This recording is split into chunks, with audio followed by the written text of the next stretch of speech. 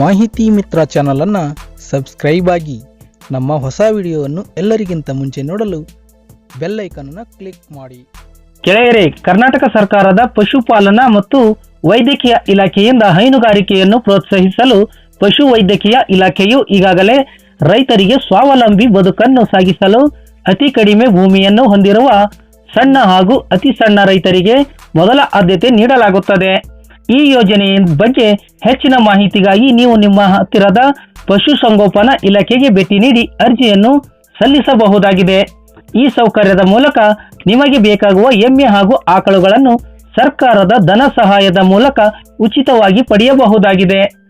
5 ಎಕರೆಗಿಂತ ಕಡಿಮೆ ಭೂಮಿ ಹೊಂದಿರುವವರಿಗೆ ಮಾತ್ರ ಈ ಯೋಜನೆಯ ಲಾಭ ಸಿಗುತ್ತದೆ.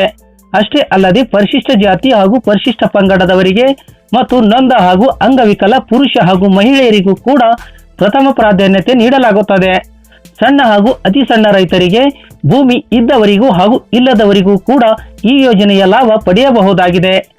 ಎಮ್ಮೆಗಳು ಹಾಗೂ ಆಕಳುಗಳನ್ನು ಸೇವಾ ಇಲಾಖೆಯ ಹಿಂದುಳಿದ ವರ್ಗಗಳ ಹಾಗೂ ವಿಧವೆಯರು ಕೂಡ ಹಸು, ಎಮ್ಮೆ ಹಾಗೂ ಕೋಳಿಗಳನ್ನು ಸಾಗಿಸಲು ಅರ್ಜಿ ಸಲ್ಲಿಸಬಹುದಾಗಿದೆ.